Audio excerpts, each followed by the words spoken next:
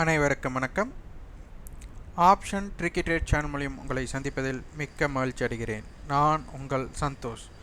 நான் செபியில் பதிவு பெற்ற பங்காளர் கிடையாது. இது பயிற்சிக்கான காணொளி. எந்த பரிந்துரையும் நாம் வழங்குவது இல்லை. ஆகஸ்ட் 31ஆம் தேதி பார்த்திங்கன்னா நம்மளுக்கு ஆப்ஷன் டேபிளுக்கு உண்டான கட்டண பயிற்சி துவங்குகிறது. விருப்பம் உள்ளவர்கள் 9842610908 என்ற வாட்ஸ்அப் எண்ணிற்கு பதிவில் தந்து தகவல் பெற்றுக்கொள்ளலாம். எங்களிடம் இணைந்தாலே வெற்றி பெற்று விடலாம் அப்படிங்கிற எண்ணத்தில் கண்டிப்பாக பங்கேற்கக்கூடாது. நம்மளுடைய வகுப்பில் இந்த இடத்துல பை பண்ணலாம், இந்த இடத்துல செல் பண்ணலாம், வரைபடம், நியூஸ் எதுவுமே இருக்காது. மீட்டிங் பாயிண்ட் அப்படிங்கிற ஒரு கான்செப்ட் தான் நம்ம பில்ட் பண்ணியிருக்கோம். அந்த பில்ட் இதை நீங்கள் ஒரு ஸ்ட்ராட்டஜியை எப்படி மாற்றலாம் அப்படிங்கிறது உங்கள் கையில் தான் இருக்குது. இந்த கான்செப்டை நீங்கள் எளிமையாக புரிந்து கொண்டால் தான் நீங்கள் ஆப்ஷன் வர்த்தகத்தை பற்றி புரிதலுக்கே உட்படுத்த முடியும். அதனால் எங்களிடம் இணைந்தாலே வெற்றி பெற்று விடலாம் அப்படிங்கிற எண்ணத்தில் கண்டிப்பாக பங்கேற்கக்கூடாது. நீங்கள் வெற்றி பெற வேண்டுமென்றால் உங்களுடைய முடிவெடுக்கும் திறன் தான் வளர்த்தி கொள்ள வேண்டும். அதற்கு உண்டான சந்தை பார்வையை தான் நாம் கொடுத்துட்டு வர்றோம். வாங்க காணொளிக்குள்ளே போகலாம். ஆப்ஷன்ஸ் பையர்ஸ் என்ன செய்வது அப்படிங்கிற மாதிரி தான் நிறைய பேர்த்துக்கு ஒரு கேள்வி. ஏன்னா ஒன்று கேப் அப் பண்ணுறாங்க, இல்லை கேப் டவுன் பண்ணுறாங்க. அதற்கப்புறம் மார்க்கெட் ஒரு சைடுவேக்குள்ளே போயிடுறாங்க. அப்போ இந்த மாதிரி நிகழும்போது நம்ம என்ன செய்வது? முதல் ஆப்ஷன் பையராக நீங்கள் இருக்கிறீங்க அப்படின்னா சந்தை என்னெல்லாம் வாய்ப்புகள் இருக்கலாம், எப்படி ஒரு கிரிக்கெட் போட்டியில் ஒரு போட்டியோட தன்மையை ஆராயக்கூடிய தன்மை இருக்கோ அந்த தன்மை நம்மளுக்கு வேணும். அப்போ அந்த தன்மையை நம்ம வளர்த்தி கொள்ள வேண்டும். இப்போ மார்க்கெட் நேற்று இங்கே ப்ரீவியஸ் க்ளோஸ் பண்ணியிருக்காங்க, இன்று ஓப்பன் இங்கே பண்ணியாச்சு. இதுக்குள்ளே நம்மளுக்கு யார் யார் இருப்பா அப்படின்னு நம்ம எடுத்துட்டோம்னா நம்மளுக்கு ஆப்ஷன்ஸ் பையர், ஆப்ஷன்ஸ் செல்லர்னு 2 பேர் இருப்பாங்க. ஆப்ஷன்ஸ் பையர்ஸில் நம்மளுக்கு call buyer, put buyer. Option செல்லரில் கால் செல்லர், புட் செல்லர் இருப்பாங்க. இப்போ மார்க்கெட் இந்த இடத்துல நம்மளுக்கு என்ன ஆயிடுச்சு, கேப் அப் ஆயிடுச்சு. கேப் அப் ஆகும்போது கால் பையர் ப்ராஃபிட்டில் இருப்பாங்க, புட் பையர் லாஸில் இருப்பாங்க. ஆப்ஷன் செல்லரில் கால் செல்லர் லாஸில் இருப்பாங்க, புட் செல்லர் ப்ராஃபிட்டில் இருப்பாங்க. அப்போது இந்த இடத்துல நம்மளுக்கு கேப் அப் ஆகும்போது இந்த விஷயங்கள், இந்த 4 பேர் என்ன மாதிரி ரியாக்ட் பண்ண போகிறாங்க அப்படிங்கிறது தான் முக்கியம். இந்த இடத்துல ஓப்பன் பண்ணியாச்சுன்னா நம்மளுக்கு என்னன்னா மார்க்கெட் ரேஞ்ச் அப்படிங்கிறது இந்த ஓப்பனில் இருந்து ஹை லோ க்ரியேட் பண்ண போகிறாங்க. அது வேணும் நம்மளுக்கு தெரியும். ஏன்னா ஓப்பனில் இருந்து ஹை லோ வரணும். அப்போ இந்த இடத்துல நம்மளுக்கு கால் செல்லர் அப்படிங்கிறவங்க பேனிக் ஆனால் மட்டும்தான் மார்க்கெட் இதற்கு மேலே நிலை பெற்று போக முடியும். அப்போ கால் செல்லர் பேனிக் ஆகலை அப்படின்னா மார்க்கெட் இந்த இடத்துல சைடுவேக்கு போயிடுவாங்க. அதே மாதிரி புட் செல்லர் என்ன பண்ணணும், ப்ராஃபிட்டை புக் பண்ணணும். அவங்களும் ப்ராஃபிட்டை புக் பண்ணலைன்னா இந்த இடத்துல கண்டிப்பாக சைடுவே தான். அப்போது கால் செல்லரும் பேனிக் ஆகலை, புட் செல்லர் ப்ராஃபிட்டில் இருக்காங்க, அவங்களும் ப்ராஃபிட்டை புக் பண்ணல. அப்போ இந்த இடத்துல நம்மளுக்கு என்ன இம்பேக்ட்? அதுதான் இன்றைய நிகழ்வு. சைடுவேக்குள்ளே போனதுக்கு காரணம் என்னென்னா யாருமே எந்த விதமான இடையில இம்பேக்ட்டு நம்மளுக்கு கொடுக்கல. அப்போ இந்த மாதிரி இம்பேக்ட் இல்லாத இடத்துல நம்ம முதல்ல என்ன பண்ணோம்னா, இந்த மாதிரி தான் இருக்க போகுது, சைடுவேக்கு தான் அதிகமான வாய்ப்பு. ஏன்னா இம்ப்ளைட் வாலிட்டி நம்மளுக்கு கால் சைடு கம்மியாகவும் புட் சைடு அதிகமாக இருக்குதுன்னு நம்ம பார்த்துருந்தோம் முதலே. ஆனால் நம்மளுக்கு அந்த மாதிரி இருக்கும்போது புட் சைடு தாக்கம் இருக்குது, அவங்க இதாக இருக்காங்க, கால் சைடு பலமாக இல்லை அப்படிங்க. அப்போ இந்த இடத்துல நம்மளுக்கு கேப் அப் கிடச்சிருச்சு. அப்போ கேப் அப் கிடச்சிருச்சுன்னா இந்த மாதிரி நிகழ்வு நடைபெறுகிறதா அப்படிங்கிறத முதல் பார்க்கணும். அப்போ இந்த மாதிரி நிகழ்வு நடைபெறலைன்னா மார்க்கெட் ப்ரீவியஸ் க்ளோஸுக்கும் ஓப்பனுக்கும் இடைப்பட்ட இடத்துல தான் இருக்க போகிறாங்க.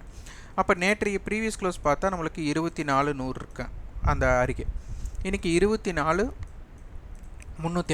அப்போ 286 புள்ளி. இதோட சரி பார்த்தீங்கன்னா 140ன்னு எடுத்துட்டா 24,240.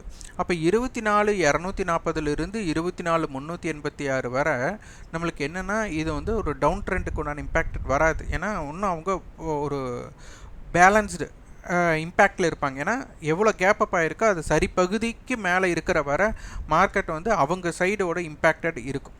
அப்போது மார்க்கெட்டை 24,419 ஹை, 24,311 லோ, 24,386. அப்போ இதில் மொத்தமே ஹைக்கு லோவுக்கு உள்ள பாயிண்ட்ஸை பார்த்திங்கன்னா 100 பாயிண்ட்ஸ்.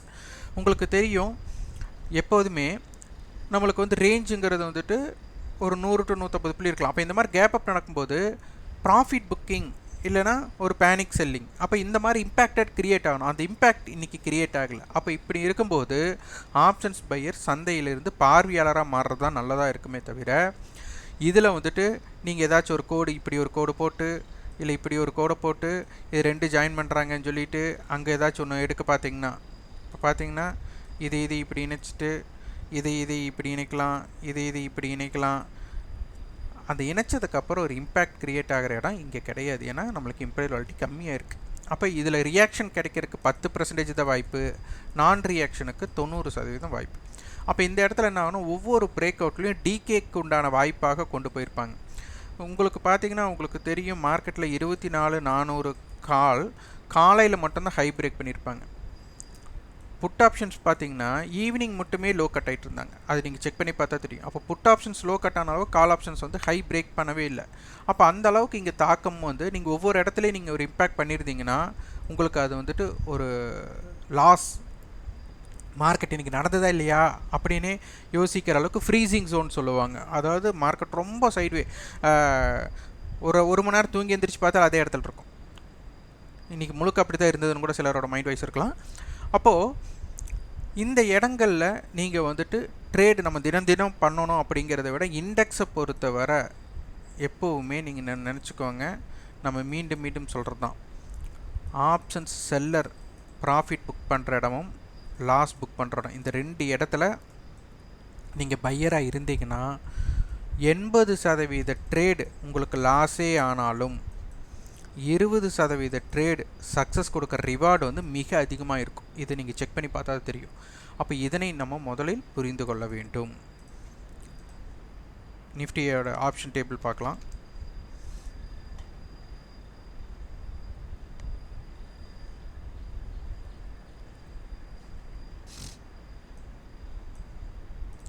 $24,400 கால், 24,500 கால், 24,400 புட், 24,300 புட், 24,300 கால், 350 புட், 600 கால், 25,000 கால், 24,200 புட், 24,000 புட், இப்படி வரிசையாக இருக்காங்க. இது வந்து ஒரு மல்டிபிள் ஹெட்ஜ். அப்போ 24,400 மையம் வச்சுட்டாங்க. 24,300, 24,500 இப்படி கட்டம் கட்டிட்டாங்க. 24,400 என்ன பண்ணிட்டாங்கன்னா ஹை $181. அப்போ 24,581, 24,400 புட் $221 ஹை வச்சுட்டாங்க. 24,400லேருந்து 200 கழிச்சா 200 பாயிண்ட் வந்துடும். அதுக்கப்புறம் 21, அப்போ 179. அப்போ இந்த ஜோன் இம்பேக்டட் ஜோனாக பார்க்கப்படுகிறது. இவங்க காலையில் பார்த்தீங்கன்னா 24,400 கால் அண்ட் புட் வந்து ஒரு $160 மீட்டிங் நடந்துட்டு இருந்தது. அது கடைசியில் 140க்கு கீழே கொண்டு போயிட்டாங்க. இப்போ 24,400 கால் பார்த்தீங்கன்னா $131, 24,400 புட் பார்த்தீங்கன்னா $155. அப்போது என்ன மாதிரி இம்பேக்டட், அப்போ இங்கே டிகே அப்படிங்கிறது இங்கே நடந்திருக்கு அப்படிங்கிறதே நம்ம எளிதாகவே நம்ம புரிந்து கொள்ளலாம். இது ரொம்ப ரொம்ப முக்கியமான ஒன்று. இம்பீரியல் வாலிட்டி கால் சைட் 12, புட் சைடு வந்து 13. 2 பக்கமே அப்போ என்ன ஆயிருக்குன்னா நம்மளுக்கு வந்துட்டு ஒரு பெரிய அக்ரெசிவ் இங்கே இல்லை.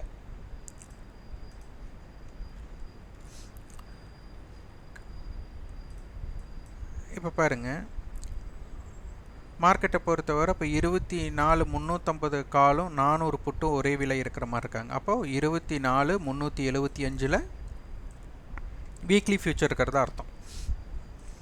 இப்போது 24,300லேருந்து 24,500க்கு 200 புள்ளி கேப். இது பார்த்திங்கன்னா $189, 24, இது $207. 9 + 16, $396.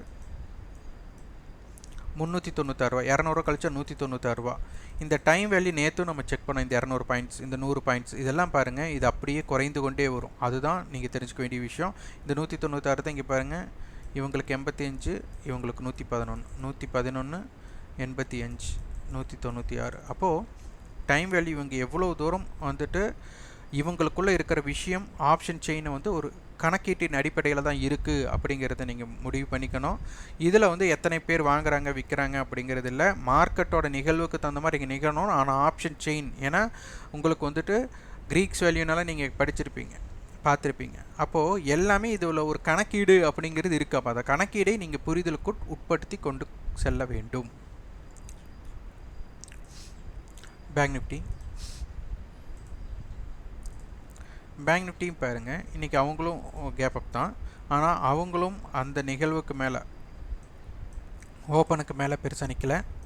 ஓப்பனுக்கு கீழே ஒரு 200 புள்ளி, ஹைலோக்கு ஒரு 300 புள்ளி தான் நம்மளுக்கு மூமெண்டமே பண்ணியிருக்காங்க.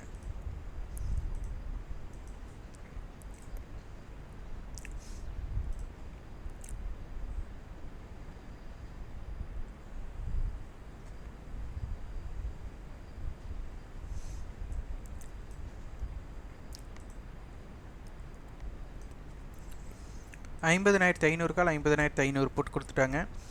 600 கால் 600 புட் கொடுத்துட்டாங்க. இது வந்து ஒரு ஸ்ட்ரேடலாக டபுள் ஸ்ட்ரேடல் கொடுத்துருக்காங்க. இந்த மாதிரி கொடுக்கும்போது மார்க்கெட்டை வந்துட்டு அவ்வளோ எளிதாக வந்துட்டு அடுத்த கட்டத்துக்கு கொண்டு போக விட மாட்டாங்க. ஆனால் இந்த கேப் அப் கேப் டவுன்ன்றதுனா அது ரொம்ப இம்பேக்ட் பண்ணும். அப்போ 50,500 கால் 500 புட்டு நம்மளுக்கு இம்பேக்ட் பண்ணியிருக்காங்கும் போது இவங்களுடைய ஹை 509, 500 வச்சுட்டா 51,000, இவங்களோட தான் 500 வச்சுட்டா 50,000. அப்போ 50,000 to 51,000க்குள்ளே ஒரு இம்பேக்டட் ஜோனாக பார்க்கப்படுகிறது. ரெண்டுமே வந்துட்டு நம்மளுக்கு இன்றைக்கி கால் சைடு என்ன தான் கேப்பப் ஆயிருந்தாலும் அவங்க 37%, அதாவது 13%, 37 ரூபா தான் ஏற்றமாக அடைஞ்சிருக்காங்க அப்படிங்கிறதையும் நீங்கள் பார்க்கணும். அப்போ அந்தளவுக்கு ப்ரீமியத்தோட டிகே பண்ணியிருக்காங்க அப்படிங்கிறதை எளிதாக புரிஞ்சுக்கலாம். நீங்கள் பார்த்தீங்கன்னா உங்களுக்கு தெரியும், 50,500 புட் ஆப்ஷன் பார்த்தீங்கன்னா இன்றைக்கி 305 ரூபாய் இறங்கியிருக்காங்க. ஆனால் கால் ஆப்ஷனை 37 ரூபா தான் ஏற்றிருக்காங்க. அப்போ இவங்க இறங்கினதுக்கு, அதாவது இவங்க 10 ரூபாய் இறங்கினா இவங்களை 1 ரூபா ஏற்றின மாதிரி தான் கணக்கு. அப்போ அந்த அளவுக்கு மார்க்கெட்டோட மொமெண்டத்தை நீங்கள் புரிஞ்சிட்டிங்கன்னா ஆப்ஷன்ஸ் பையர்ஸுக்கு எப்போதெல்லாம் வாய்ப்பு அப்படிங்கிறதை நம்ம முடிவு பண்ணிக்கலாம்.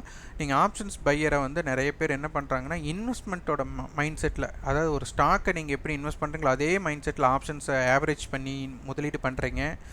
அதெல்லாம் ரொம்ப தவறு. இதோட கணக்கீடு தெரியாமல் நீங்கள் பண்ணவே கூடாது. முடிந்த அளவு ஆப்ஷன்ஸ் பையராக இருக்கிறவங்க ஒரு 5 நிமிடத்துலேருந்து 30 நிமிடத்திற்கு மேலே கையில் வச்சுக்காதீங்க ஒரு பொசிஷன். அந்தளவுக்கு நீங்கள் வந்து ஆக்டிவாக இதை புரிஞ்சுட்டா மட்டும்தான். ஏன்னா ஒரே இடத்துல இருந்தாலே டிகே ஆகிடும். அப்போ டிகே நடக்கிற இடத்துல நீங்கள் வச்சுட்டு நீங்கள் அதை வந்து ப்ராஃபிட்டாக மாற்றணுங்கிறது ரொம்ப ரொம்ப கடினமாக மாறிடும். இதில் இம்ப்ளாய் வாலிட்டி 12, இவங்க 16 இன்னும் இம்பேலன்ஸ்டாக இருக்காங்க. புட் சைடு வந்துட்டு இன்னும் இம்ப்ளாய் வாலிட்டி வந்துட்டு டிகே அவங்க அதிகமாக பண்ணியிருந்தாலும் இன்னும் அவங்க இம்ப்ளாய் வாலிட்டி ஜாஸ்தியாக வச்சுருக்காங்க. இதை சற்று கவனித்து ஆய்வு செய்து உட்படுத்துங்க. அப்போ மார்க்கெட்டை பொறுத்தவரை 24,400, 50,500 மிக முக்கியமாக பார்க்கப்படுகிறது. உற்றுக்கவனிங்க. இந்த காணொலி உங்களுக்கு பயனுள்ளதாக இருந்தால் லைக் பண்ணுங்கள், ஷேர் பண்ணுங்கள், சப்ஸ்கிரைப், கண்டிப்பாக உங்கள் ஃபீட்பேக்கை கமெண்ட் பாக்ஸில் பதிவு பண்ணுங்கள். நன்றி, வணக்கம்.